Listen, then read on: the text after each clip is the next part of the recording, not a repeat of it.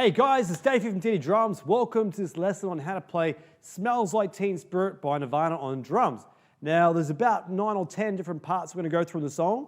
So be sure to download the sheet music from the description section below, and you'll be able to get a copy of that. And hey, we're going to dive right in today, okay? We're going to get right into it, and hopefully I can simplify some of the parts for you so everything's a lot easier on how to play this song. So first of all, let's start with the introduction. And the introduction, you've got this part that sounds like this. All right, now what's going on there? Well, basically you've got 4 things you want to know. Number 1 is there's a flam on the snare. Okay, flam is where you're playing both hands almost together at the same time. Then you have a bass drum. Then you have a hi-hat. And then you have another bass drum. All right, now that's the pattern. We're going to repeat that 3 times like this.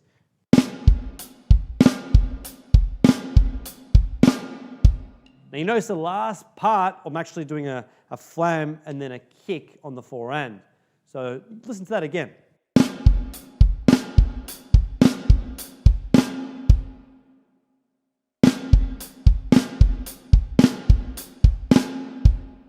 Right?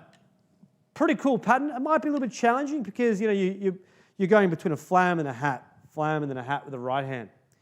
But I'd say just slow it down and maybe repeat that pattern.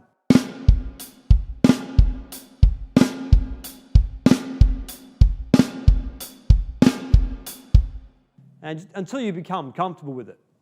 All right, let's move on to the chorus beat. Now the chorus beat is going to be pretty cool, right? This part is probably about 80% of the song right here. And here, I'll play it for you at about 116 so you hear what it sounds like. Here we go. 1, 2, 3, 4.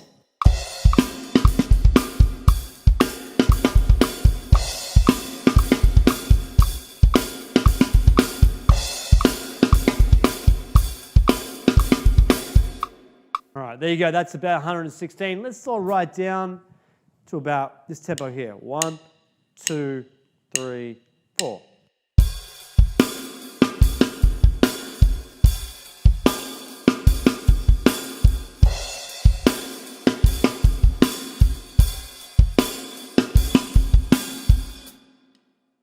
So a couple of things that are really important to know about that beat. Number 1, the hats are playing the 1, 2, 3, 4, and they're accenting it like this. With half open hats. Also, on the ands, I'm liking to add little ghost notes, but you don't have to add them if you don't want to. I like to add them because it keeps the feel consistent. All right, the second thing is the beat that happens between the bass and the snare.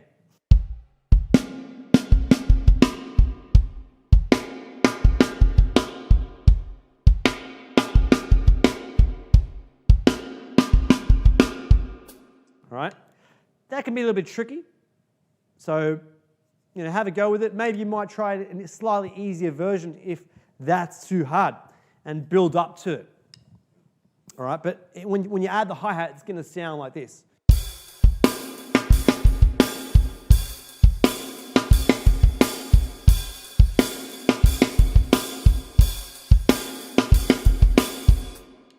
Until you get up to speed.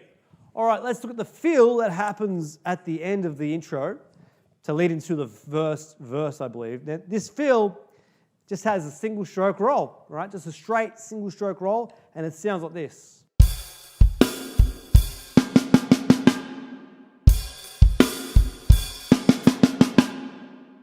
So the way I like to count that feel is 3 and 4 E and R. So 3 and 4 E and R. So that last 3 is on the hats, and then and 4 E and R. So it ends up being 6 notes on the snare drum there.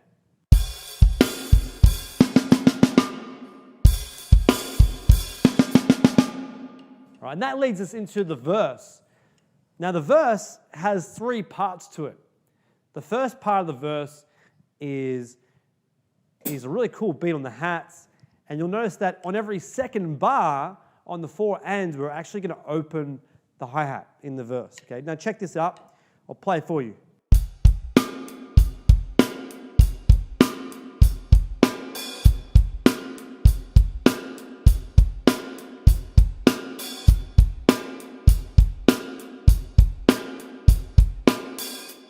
right? We notice that the 4 and it's open hats there, and then it closes on the 1, right? So that's a great thing. Now, by the way, when I play the hi-hat, I like to keep the left foot flat on the ground. I don't like to raise the whole leg, just keeping the foot flat and just raise your toes. It's a much more efficient way to play the hi-hat. And when we move to the second part of the verse, it's just kind of half open hi-hat. So we're now going for more of that sound. And this is how the second part of the verse sounds.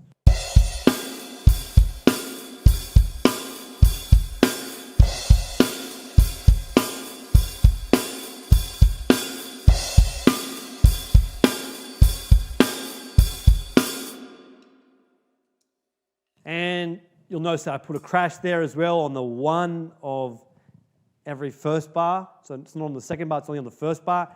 Now the third part of the verse, it's going to be very similar to the second part, what we just did, except this time the bass drums on all the beats except the 2 and the 4. Check this out.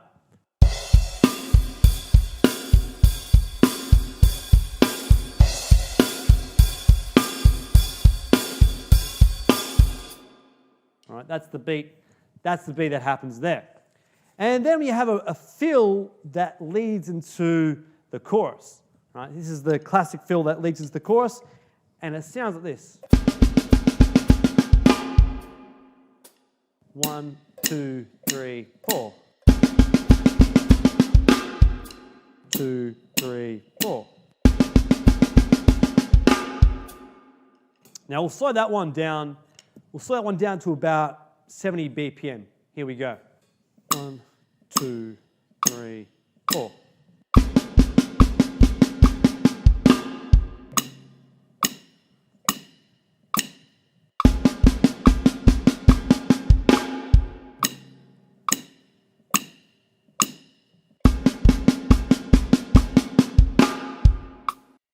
Now, you don't have to add all those bass drums like I'm doing that. You might just choose to leave them out. But I'm pretty sure on the recording I heard the bass drums going 1 and 2 and 3, up and. So I like to try and be as accurate as I can. However, I believe that sometimes you can kind of break the rules because you can often get a very similar sound anyway. All right, so anyway, all right, let's have a look at the beat that leads into the bridge now. So this is the beat that leads into the bridge, and it's kind of cool because it has a snare drum that lands on the 2, the 3, and the 4, all right? That just kind of gives it a different edge sound. It gives it a different edge sound altogether. And here is how it sounds. 1, 2, 3, 4. 2, 3, 4. So you've also got those double bass drums, those 16th note bass drums, which sound really cool, especially when you're playing up to tempo, which is 116 beats per minute in this song.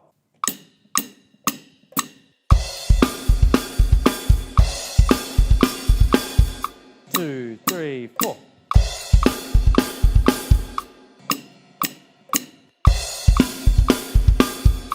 And there you go. That's the beat that is in the to lead up into the bridge, right? And now let's get into the bridge part itself. Now the bridge is actually 4 bars, and it's probably the most challenging part of the song. It's pretty tricky in some ways because it's got some quick double bass drums, which kind of remind me of John Bonham actually. In this, what I'm about to show you, the first bar does remind me of John Bonham, just because he did a lot of these kind of bass drums. I think he did anyway. So here is how it sounds. The first bar goes, that part there.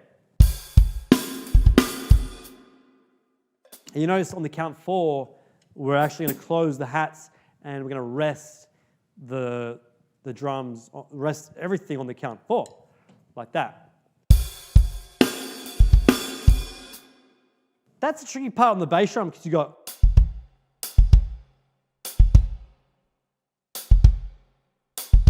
trying to get that in there, all right? So work on that. Really good exercise, by the way, 4 developing this technique is simply to practice this.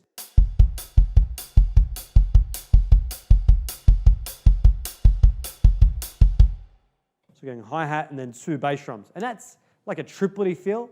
1 and a, 2 and a, 3 and a, 4 and a. The challenge, I guess, is also speeding it up. The second part of the bridge is going to sound similar to the introduction because you've got that sound there happening, which is everything's the same as the introduction, except instead of a snare, you've got a floor tom as well, like this. All right? So the whole second verse would be 3, 4. Let's try with a metronome. 1, 2, 3, 4. 3, 4. 3, 4. 3, 4. So it's not an easy part because there's a lot of moving around the drums. It makes it pretty tricky to play, but all the more fun to play. And then let's have a look at the third bar of the bridge, which this is probably another challenging one because it's the same as the first bar of the bridge, except you've got 2 like floor toms or 2, I guess, lower toms if you have them. So that would sound like this.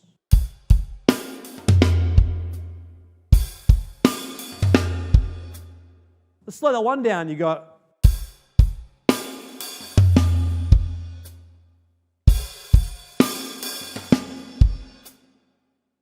all right, that's kind of how it is. You could just play really the same thing you did in the first verse, which was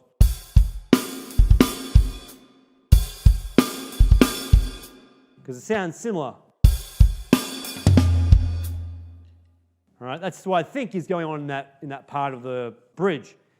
It does sound like there's a fair bit of maybe compression on that snare as well, because it really does sound pretty powerful when Mr. Grohl is hitting the snare drum. And the last bar of the bridge, you got, which is, I believe we've seen this before. It's very similar, that feel kind of shows up a lot, that sound. But that's the last bar of the bridge. It goes 2, 3, 4. All right. You could always remember with this song, we're going to try and play the hats very swishy. I should tell you now that there's some parts where he doesn't play the hi-hat. He's actually playing like a crash cymbal. So you can definitely add a crash cymbal in some parts. There's a fill that leads into the very last verse of the song. The fill that leads into the very last verse goes like this. 2, 3, 4. 2, 3, 4. So you got the beat there. 1, a 2, a 3, E and a 4, E and R on the snare. All right. 1, a 2, a 3, E and a 4, E and R. So trying to get all the snare drums there is the challenge. A lot of snare rolls in this song. The last beat of the song is the outro beat, and let's get into the outro beat, which sounds like this.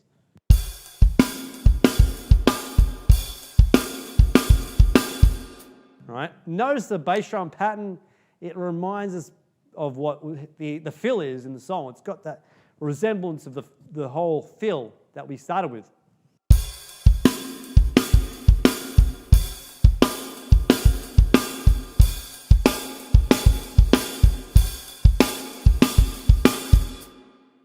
And once again, you've got the snare on the 2, the 3, and the 4. All right, there you go. That's pretty much all the parts. Now I'm going to show you that last little part again, a bit slower, 70 beats per minute. 1, 2, 3, 4.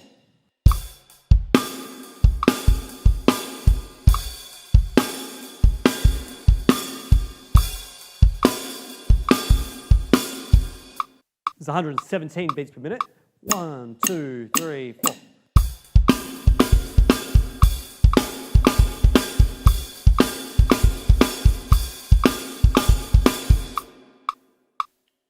All right, and there you go, guys. That's the lesson there for how to play Smells Like Teen Spirit by Nirvana. I did slow it down a fair bit for you just so you can kind of hear a little bit easier what's actually happening on the drums.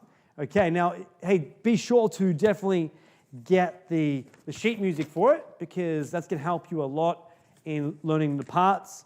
Hey, if you got some value, check a like on this video. And if you have any ideas for things you'd like to learn or songs you'd like to learn or things you'd like to learn on drums, be sure to put it in the comments section down below and I'll do my best to make a video lesson for you on this.